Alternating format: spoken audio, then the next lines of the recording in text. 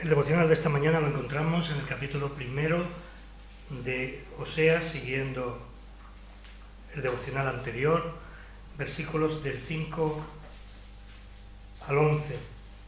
Porque no seguiré compadeciéndome de la casa de Israel para perdonarlos, pero me compadeceré de la casa de Judá, y los salvaré por Yahvé, su Dios. No los salvaré con arco, ni con espada, ni con batalla, ni con caballos, ni con jinetes. Cuando destetó a Lo-ruhama, la no deseada, concibió y dio a luz un hijo. Le dijo: ponle por nombre Lo-ammi. Lo-ammi quiere decir no pueblo mío. No pueblo mío. Le dijo: ponle por nombre Lo-ammi, porque vosotros no sois mi pueblo, ni yo seré para vosotros. Yo soy, es decir, Yahvé o Jehová. Con todo, el número de los hijos de Israel será como la arena del mar, que no se puede medir ni contar. Y sucederá que donde se les haya dicho: vosotros no sois mi pueblo, se les dirá: hijos del Dios viviente. Y los hijos de Judá y los hijos de Israel serán reunidos en un pueblo, en uno, y designará un único caudillo, y resurgirán de la tierra, porque es el día grande de Jezreel. Palabra de Dios. Aquí encontramos, aunque el texto no nos diga nada de las crisis, ¿no? Sin embargo, hay aquí una serie de sentencias que tanto en el momento aquel como en el futuro tendría el pueblo de Israel. Tendría aquellos hombres y mujeres que al parecer no habían todavía en generaciones recordado por qué estuvieron en Babilonia. El Señor, nuestro Dios, es un Dios vivo. Dice Él en su palabra que castiga la maldad de los padres hasta los hijos y hasta la tercera y cuarta generación de los que me aborrecen. Los problemas, nuestras circunstancias vienen, hemos dicho en semanas anteriores, como consecuencia de nuestras actitudes pasadas y presentes. Decía y he dicho algunas veces que recobrar el temor de Dios cuando hablamos, cuando hacemos, cuando no amamos. Debemos y amamos también, en el sentido de amar más las cosas de este mundo que el propio Dios. Dios lo dice en su palabra, Él no engaña. Yo soy un Dios celoso.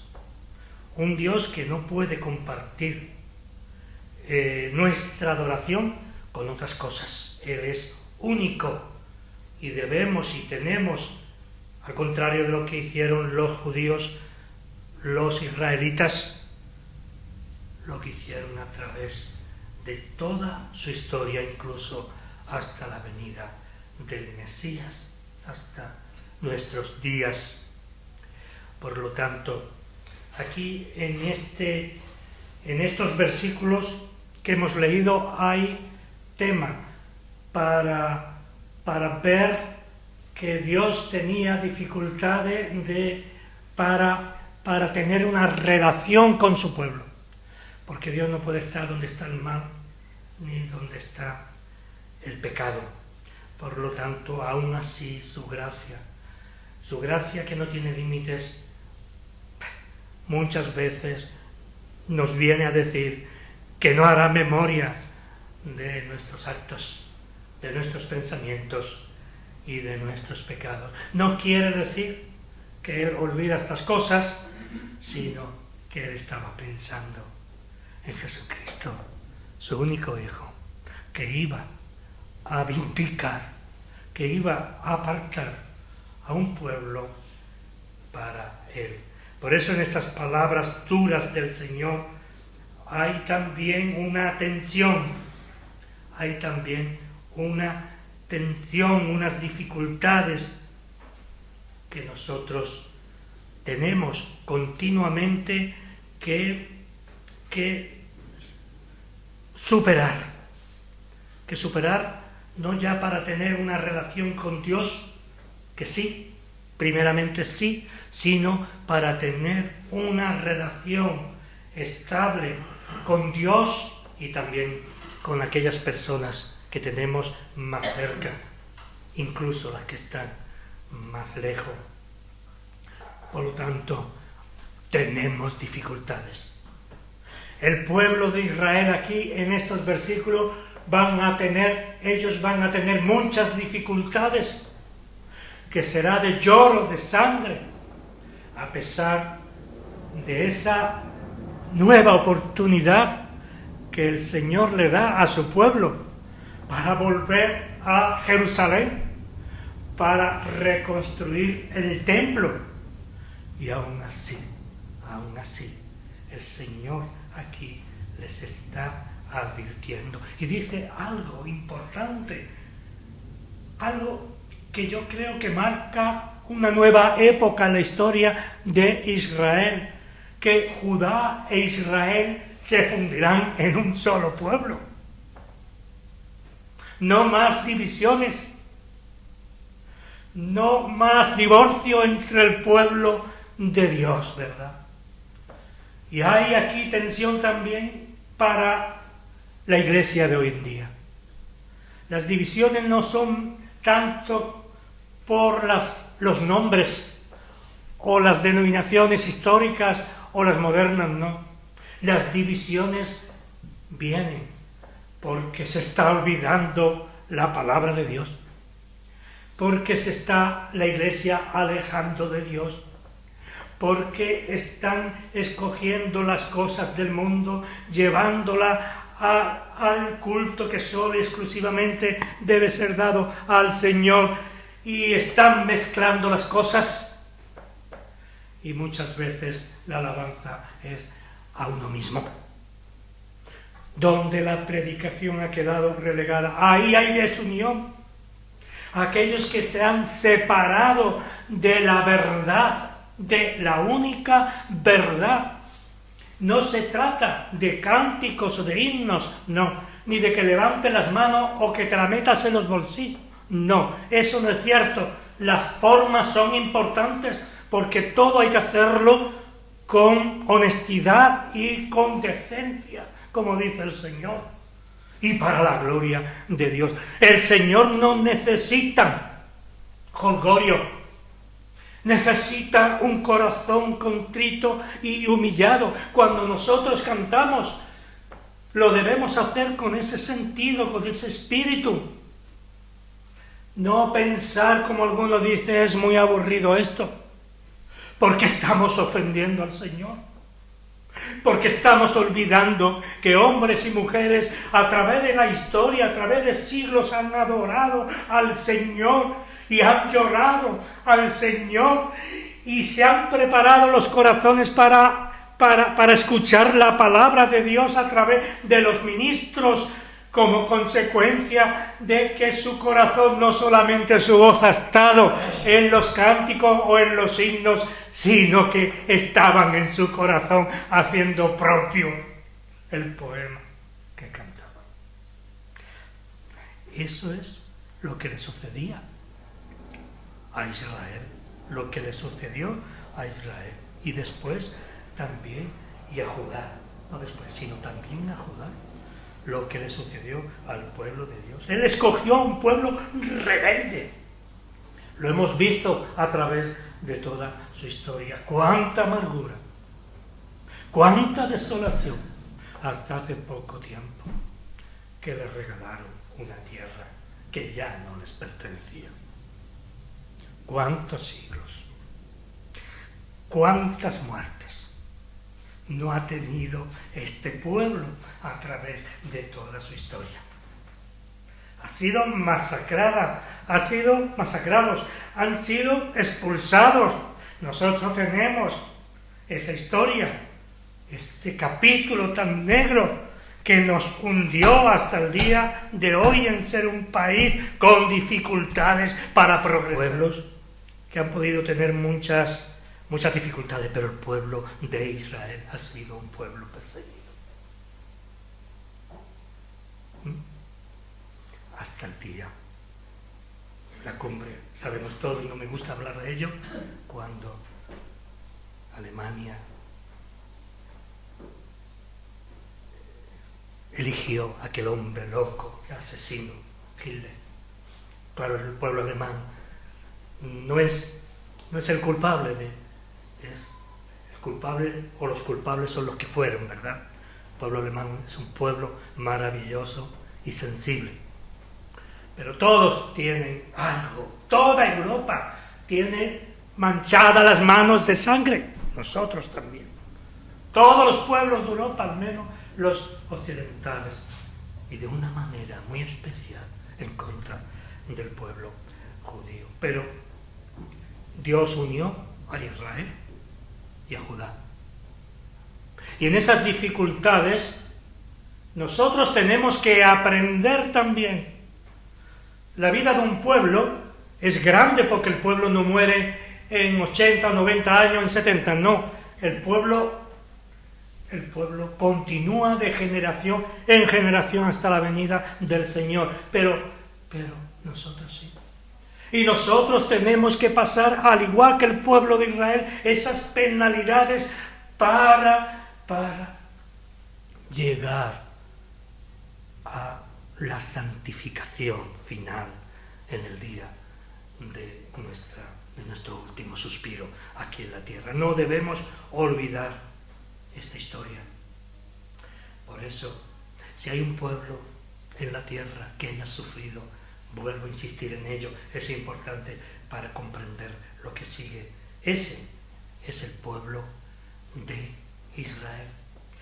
Desde el principio, desde la más profunda antigüedad, este pueblo se destaca como un pueblo especial, con encuentros, con desencuentros de su Dios. Era el único pueblo que creía en el Dios verdadero, en el único Dios verdadero. Los demás necesitaban dioses y más dioses, hasta humanizarlo los faraones o en sus reyes o emperadores, pero ellos tenían la verdad del Dios verdadero, del único Dios, por la gracia de ese Dios que Él escogió.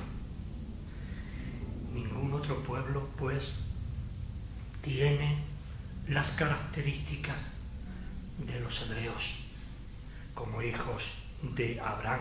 Hay otros pueblos que también proceden de Abraham, pero el pueblo judío era especial. Sus encuentros, sus desencuentros con Dios han sido la característica que ha marcado su historia, para bien y para mal.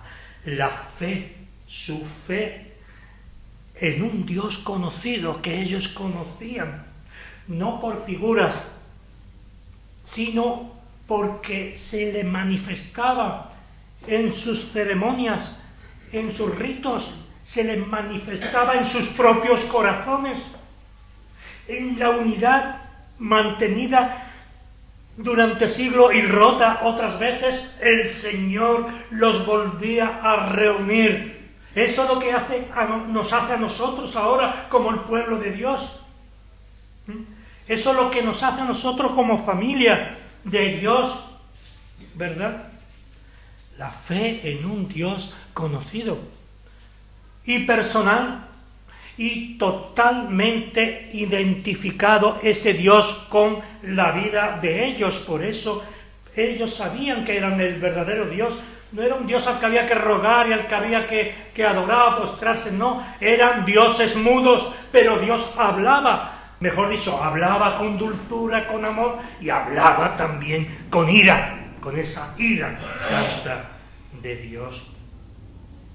Y esas fueron las consecuencias de su historia. Por eso nosotros, como españoles, vuelvo otra vez a identificarnos, ¿no? Como españoles podemos destapar nuestra historia llena de conquistas y de poder, ¿verdad? Podemos hablar de conquistas, de haber sido prácticamente el dueño del mundo durante siglos, donde el sol jamás se ponía, desde Asia a América. Pero el pueblo hebreo puede hablar, repito, de encuentros, de sus desencuentros con el único Dios y sus encuentros con Él. Siempre el pueblo hebreo estaba con una crisis permanente. Fueron fortalecidos una y otra vez, volvieron a recuperar la tierra y otras muchas más las perdería en el transcurso de su historia, porque aquella tierra era algo especial, era un regalo hecho por el mismo Dios, por el Dios de los hebreos, de los israelitas. No fue una tierra conquistada a filo de espada, aunque hubieran algunas batallas, sino que fue una tierra en la que ellos morarían, una tierra en la que fluiría, poéticamente hablando, dice el Señor, miel, leche y miel. Por eso Dios hizo un pacto con ellos, y una y otra vez fueron ellos los que rompieron el pacto. Ese pacto se hizo una y otra vez añicos por la dureza del corazón de ellos. Pero Dios permaneció fiel. Dios disciplinó a aquel pueblo duro. Podría haber escogido a otro pueblo, escogió a lo peor. A nosotros nos pasa igual. Podría haber cogido no a Juan, a otra persona. Hay personas mejores que yo por ahí. Yo lo puedo ver, yo lo puedo sentir. Tengo los suficientes años para reconocer que hay personas mejores que yo. Y no lo digo por humildad, bien lo sabe Dios. Pero Él te escogió a ti, como parte de ese pueblo. Llega un momento en el que el pueblo de Israel, el pueblo judío, aborrece a su propio Mesías. No lo identifican. La religión, como decíamos los domingos por la tarde, hablando de los fariseos y los de la ley, era fría, era formal, pero con poco espíritu. Ellos tienen la verdad, pero le falta el Espíritu, nos viene a decir en todo el mensaje del Evangelio. Por eso Él declara: llamaré pueblo a los que no fueron mi pueblo. Porque la venida del Mesías no fue solo exclusivamente para Israel, sino para toda la humanidad. Israel fue el pueblo donde debería y tenía que nacer el Mesías. Podría caber mayor honor, ¿verdad? Pero ese pueblo, en su gran mayoría, no le conoció, o mejor dicho, ni tan siquiera le reconoció. No estamos hablando en esta mañana, como veis, de nuestras crisis. Hablamos como hombres, como personas, sino hablamos de las crisis del pueblo de Israel, para que comprendamos nuestra crisis también como pueblo de Dios. Por eso es importante hablar de estas cosas, para saber el origen de nuestros problemas, de nuestras dificultades, de nuestras ausencias, de cosas que no podemos entender humanamente. No siempre es así, pero siempre en nuestra biografía, mirando hacia atrás, podemos descubrir todo lo que hablamos aquí. Cuántas ausencias, cuánta falta de santidad, cuántas bendiciones, no nos habremos perdido a causa de ello. Llamaré pueblo al que no era mi pueblo. Por eso les dice esta palabra, porque no le reconocieron, y no solamente no le reconocieron, sino que fueron los autores materiales o los autores principales de su crucifixión y de todo el dolor, de toda la orfandad y también de todo cuanto tuvo que sufrir nuestro Señor Jesucristo. Nosotros, cuando hablamos o cuando pensamos en estas cosas, incluso en esta mañana, estamos pensando quizá más que en lo que estoy diciendo, quizá a mí me pase casi igual, ¿no? Y pensamos en nuestras dificultades, en nuestros problemas. Y es lícito que lo hagamos. Y también es bueno que reflexionemos y que meditemos sobre esta cuestión. Nos estamos quejando como pueblo de la crisis que nos aqueja. Vemos mucha gente que no tiene ni lo necesario para vivir. Muchas personas están tirándose a la calle porque con lo que le pagan a la familia, a los hijos, y con sus trampas, como decimos por aquí, no pueden sobrevivir. Y hay gente que era de clase media no hace mucho tiempo, abogados, gente de este tipo de profesiones liberales que están en la calle, porque por un lado se avergüenzan y están peor que muertos. Nosotros nos quejamos de nuestras crisis también personales, no solamente de económica, cuando va bien o nos va bien, eso no nos preocupa mucho, no tenemos solidaridad normalmente con los demás.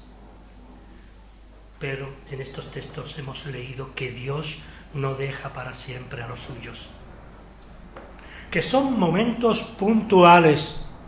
Desaparecieron civilizaciones, desaparecieron pueblos, pero el pueblo de Dios físicamente ahí está. Posiblemente tocará sus corazones. Hay quien dice que no antes de venir el Mesías. Bueno, esas son historias. Nosotros sabemos que todos somos israelitas en el sentido espiritual del término. Por eso debemos confiar la salida a los tiempos de crisis personal, espiritual, en cuanto a enfermedad, en cuanto a cualquier cosa. Debemos entender que no es para siempre, que a los suyos en la prueba y en el dolor, Él está siempre atento, como lo estuvo. Y como estos pasajes nos hablan a través de la vindicación que hace el Señor hacia Israel. Pero verdaderamente las crisis no son cosas puntuales, sino que nosotros debemos entender que estamos viviendo en crisis continuas. ¿Por qué? Porque libramos una batalla espiritual de la que no somos conscientes. Si pudiéramos ver, si tuviéramos ojos que pudiéramos ver lo que hay a nuestro alrededor, verdaderamente nos tiraríamos a tierra y oraríamos al Señor, porque es terrible lo que hay espiritualmente a nuestro alrededor, cosas muy feas, continuas, que están tratando de machacarnos una y mil veces, y nuestras crisis, nuestras dificultades a veces afloran por nuestra falta de comunicación, de oración con Dios. Debemos, repito nuevamente, orar y meditar, tener esa comunión con Dios, esa comunión que nos dio, que hizo posible nuestro Señor Jesucristo en la cruz del Calvario. Dios tocó a Ciro, decíamos la última semana que hablábamos sobre este tema. Le tocó el corazón. Y no solamente le tocó el corazón para darle más libertad, no, les tocó el corazón, incluso tocó los bolsillos, el dinero de todo el imperio, que era todo el mundo, prácticamente todo el mundo de Cercano Oriente conocido. Pero era el final, para aquellos, el final de la crisis para aquellos que iban a volver a Jerusalén, pero no para todos.